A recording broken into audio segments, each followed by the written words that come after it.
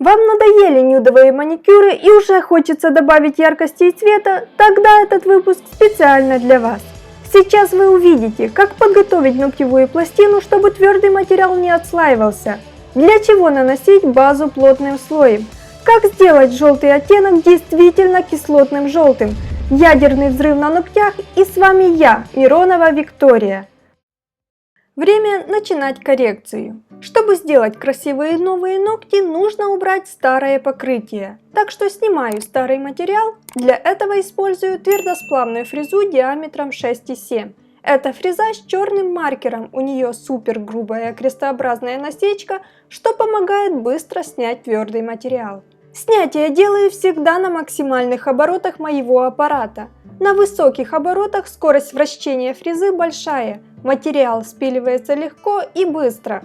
При этом мне не нужно прикладывать много усилий, нет давления на фрезу, у клиента не возникает дискомфортных ощущений. Важно помнить, что нельзя задерживать фрезу на одном месте, ведь из-за высокой скорости возникает сильное трение и клиент ощутит жжение. Сегодня клиентка решила длину не убирать, так что мне осталось немного пилкой сузить форму, также сделать опил поверхности. Проверяю старый материал на наличие отслоек. Аккуратно пилкой прохожусь по натуральному ногтю. Моя задача просто снять глянец, чтобы в дальнейшей носке не появились воздушные карманы. Важно знать, если пилкой снимать много слоев ногтевой пластины, то любой материал носиться будет хуже. Лично с моего опыта могу сказать, что на здоровых, неперепиленных ногтях искусственный материал всегда носится лучше, чем на тонких и слабых. Чтобы мне было легко работать с аппаратом, в зоне кутикулы я обязательно пушером раскрываю проксимальную складку. Для того, чтобы прочистить все пазухи от омертвевших клеток, использую фрезу «Пламя» с острым носиком. Диаметр насадки 2,3, она с красным маркером. За счет того, что у нее мелкое зерно, она очень деликатно справляется со своей задачей. Работаю сейчас на 15 тысячах оборотах. Сначала на форварде, затем на реверсе очищаю и приподнимаю зону кутикулы и боковых валиков. Обязательно проверяю, чтобы ногтевая пластина была чистая. В ином случае при попадании твердого материала на остатки птеригия в носке появятся воздушные карманы. Теперь ножницами срезаю кутикулу, устанавливаю ножницы перпендикулярно к обрабатываемой площади. Завожу нижнее полотно ножниц в зону синусов и маленькими шагами по 1,5–2 мм делаю срез. Вы очень часто в комментариях спрашиваете, что это за чудо-ножницы у меня. Это ножницы с согнутыми кончиками от Stylix, линейка эксклюзив. У меня много ножниц этой модели, мне удобно с ними работать. Наношу вспомогательные жидкости. Когда праймер подсох на воздухе, приступаю к базовому покрытию. Сегодня буду использовать базу от Коди. Наношу ее достаточно плотным слоем. Заметила, когда базовое покрытие наношу не тонким слоем, а наоборот плотным, твердый материал носится намного лучше. Может, это и не по правилам, и многие меня за это могут раскритиковать, но это работает. Мои клиентки теперь почти не приносят мне отслоек возле кутикулы.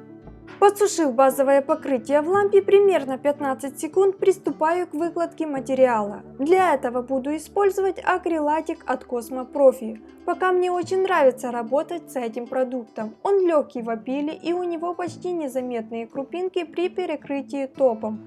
А ведь это очень важно, особенно когда делаешь выкладной френч. Смоченной кистью в спирте разглаживаю акригель. Слежу за тем, чтобы твердый материал не выходил за границы базового покрытия. Камуфлирующий материал не всегда хорошо ведет себя при попадании на чистый ноготь без базы. Могут пойти отслойки. Отправляю в лампу на полную просушку. Вытираю липкость и приступаю к опилу. Когда пилю такую форму, то опил начинаю с выпиливания натурального ногтя из-под смоделированного. Для этого использую керамическую фрезу с диаметром 2,3.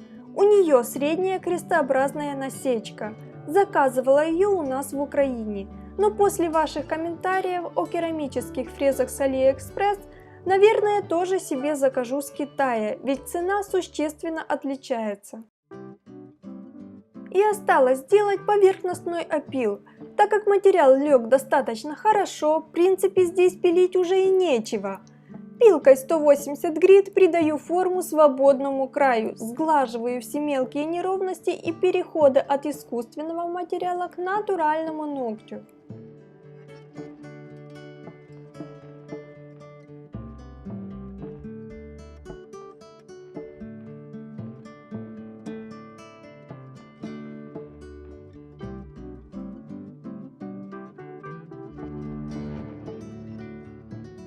Маленьким шариком с красным маркером шлифую срез, чтобы избежать появления заусенец. При этом мой аппарат включен на режим форвард и скорость примерно 5-7 тысяч оборотов. Ну и самое интересное, дизайн сегодня очень яркий и нестандартный. Клиентка сегодня пришла уже с готовой идеей, так что моя задача воплотить это в жизнь. Для дизайна буду использовать нюдовый оттенок от Атики, ярко-оранжевый от PNB и кислотный желтый оттенок. В моей коллекции гель-лаков еще нет классных плотных оттенков желтого, так что буду рада вашему совету по поводу крутых гель-лаков этого цвета. Пишите в комментариях под видео. А пока я наношу пастельный желтый, который намешала сама, добавив к белому гель-лаку желтый. Когда этот слой высох в лампе, перекрываю его полупрозрачным неоновым оттенком.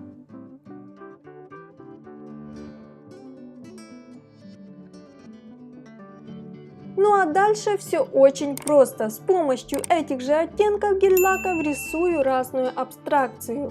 А для черной прорисовки использую гель-краску, она плотная и линии не растекаются.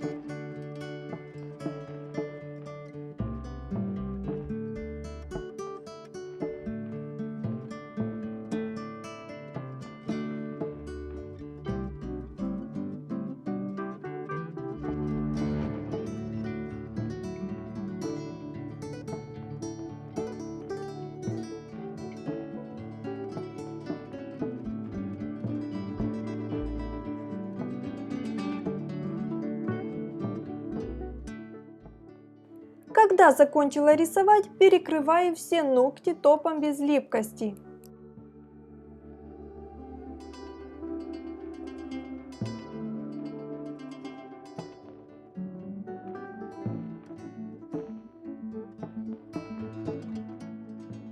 Вот такой кислотный маникюр у нас получился. На работу потратила 2 часа. Девочки, как вам такой летний дизайн? Пишите в комментариях под видео. А если вам интересно, как я делала прежний маникюр, тогда переходите по ссылке.